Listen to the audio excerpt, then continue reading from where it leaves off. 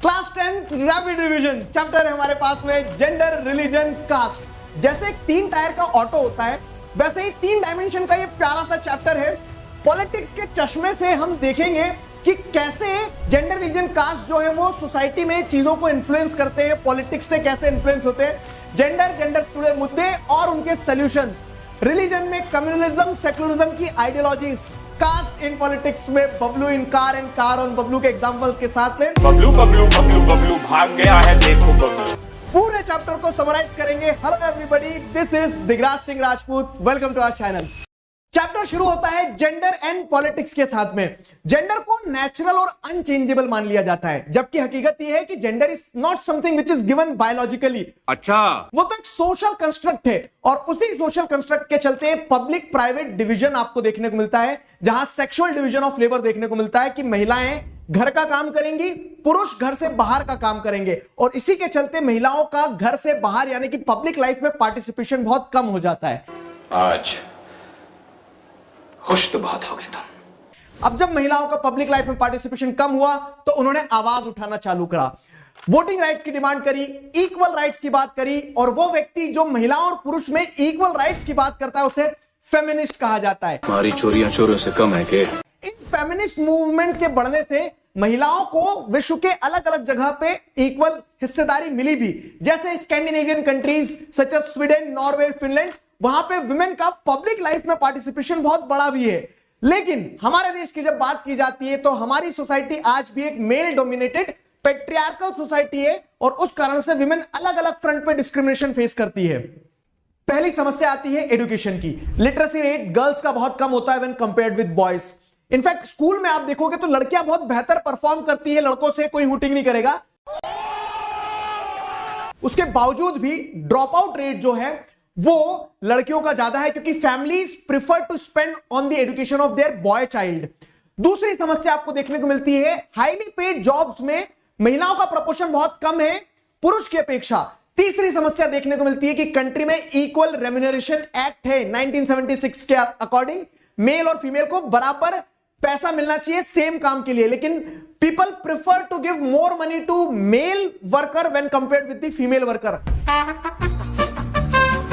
अबे तेरा 50% पक्का, मेरा 50%, बाकी बच्चे लोग आपको। चौथी समस्या होती है यहां की सोसाइटी का मेल चाइल्ड के साथ में ऑब्सेशन। पेरेंट्स प्रेफर करते हैं कि उनका बच्चा, पहला बच्चा लड़का ही पैदा हो, और इस कारण सेक्स सेलेक्टिव अबॉर्शंस होते हैं, और इस कारण से सेक्स रेशियो कंट्री में कहीं कहीं 800 से भी नीचे गिर गया। आखिरी समस्या जो महिलाएं अपने प्राइवेट स्पेस तक में फेस करती है, domestic violence, mental, physical, sexual harassment, और ये सारी समस्या, लेकिन हमें समाधान पे फोकस करना है कि विमेन के पॉलिटिकल रिप्रेजेंटेशन से सिचुएशन सुधरी जा सकती है। लेकिन वहां भी एक समस्या है कि विमेन का पॉलिटिकल रिप्रेजेंटेशन बहुत कम है। स्टेट लेजिस्लेटिव असेंबली में लेस देन 5%, पहली बार 2019 में 14% टच करा है लोकसभा में। तो यहां पे ये जो परसेंटेज है, दिस इज नॉट जस्टिफाइड, इसीलिए लीगली बाइंडिंग होना चाहिए कि विमेन का शेयर जो है पॉलिटिकल रिप्रेजेंटेशन के थ्रू लेजिस्लेटिव बॉडीज में बढ़ाया जा सके, जैसे कि लोकल इलेक्शंस में 1/3 सीट्स रिजर्व्ड है। रिसेंटली ऐसा ही बिल अब पास हो चुका है, जिससे विमेन को लोकसभा में और स्टेट लेजिस्लेटिव असेंबलीज में भी रिजर्वेशन मिल जाएगा। Gender as an issue politics में हाईलाइट करना बहुत अच्छा है, क्योंकि उससे विमेन एम्पावरमेंट होता है। दूसरा डायमेंशन चैप्टर का है रिलीजन। कुछ आर्गुमेंट्स है वो देखते हैं पहले। महात्मा गांधी कहते हैं कि जेंडर और रिलीजन को कभी सेपरेट नहीं किया जा सकता है, और उससे उनका यह कहना है कि उसकी वैल्यूज को सेपरेट मत करो। कुछ लोग ये कहते हैं कि माइनॉरिटीज जो है वो विक्टिम होते हैं जब भी कोई कम्युनल राइट्स वगैरह होते हैं।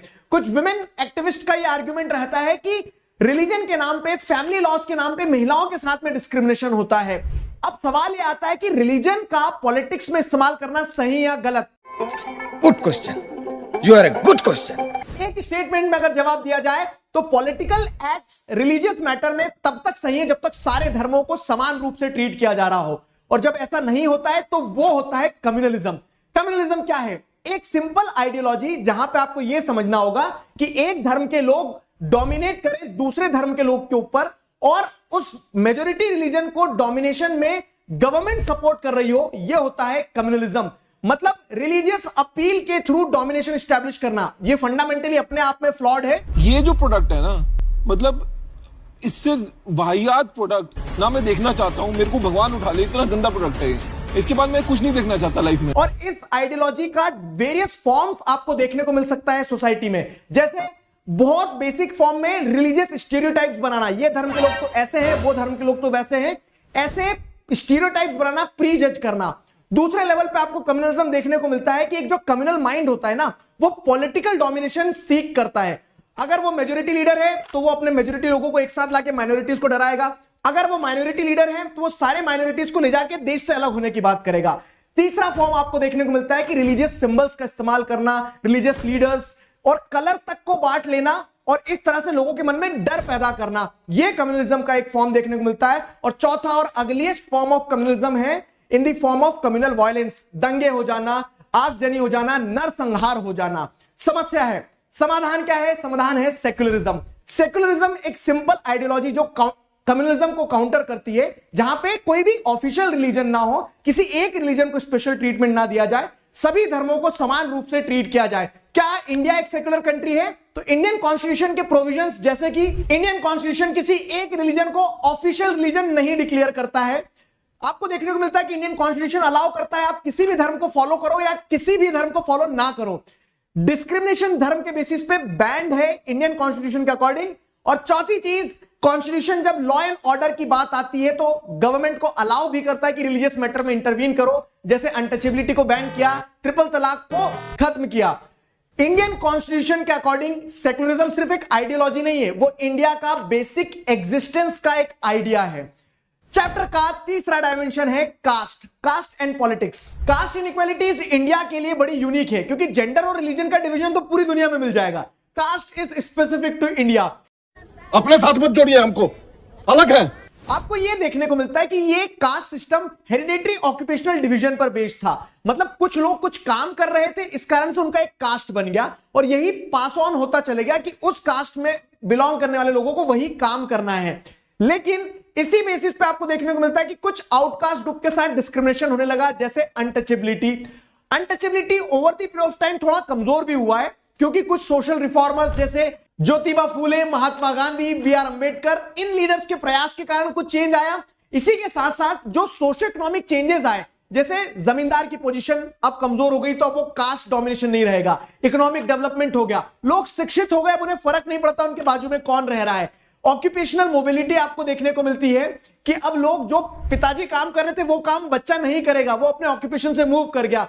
और साथ ही साथ कुछ कॉन्स्टिट्यूशनल चेंजेस जहां पे अनटचेबिलिटी को बैन कर दिया गया।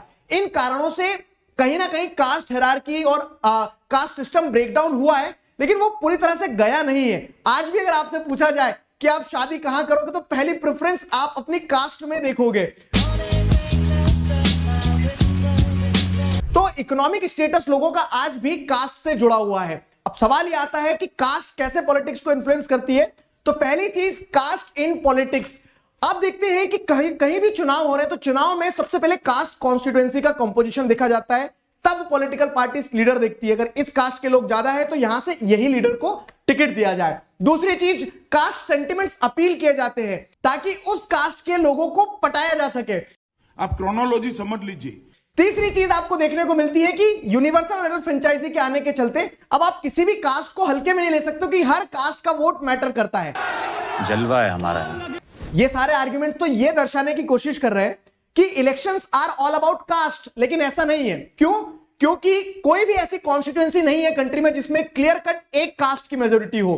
दूसरी चीज, जब ये कहा जाता है ना कि एक कास्ट एक पार्टी के लिए वोट बैंक है, तो उसका मतलब ये नहीं होता कि सारे वोटर्स उसी पार्टी को वोट दे रहे हो। मेजोरिटी लोग वोट देते हैं लेकिन सारे नहीं।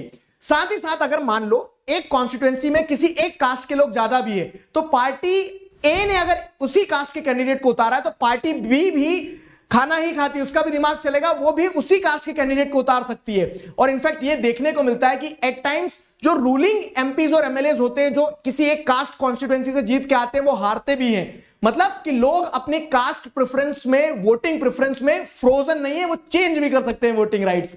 तो कुल मिला के 100 बात की एक बात कि कास्ट एक इंपॉर्टेंट रोल प्ले करती है, लेकिन caste is not all about politics. तो अच्छा, पॉलिटिक्स इन कास्ट को समझा जाए कि पॉलिटिक्स कैसे खेली जाती है कास्ट के साथ में। It can take several forms. जैसे कास्ट जो है अपने आप को बड़ा बनाने के लिए सब कास्ट ग्रुप को एक साथ ले आती है ताकि लार्जर वोटर बैंक को अपील कर सके।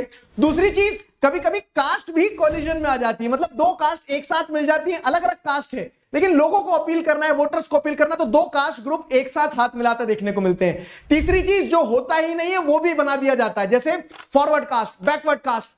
Game is simple, vote bank लाया जा सके। अब कास्ट और पॉलिटिक्स सही या गलत है? देखो, रिलीजन पॉलिटिक्स के साथ में नेगेटिव था, जेंडर पॉजिटिव था, कास्ट का पॉजिटिव नेगेटिव दोनों है। पॉजिटिव यह है कि कास्ट इश्यूज को जब पॉलिटिक्स में हाईलाइट किया जाता है तो उससे जो डिप्राइव्ड सेक्शन है उसको राइट्स मिलता है, वॉइस मिलता है।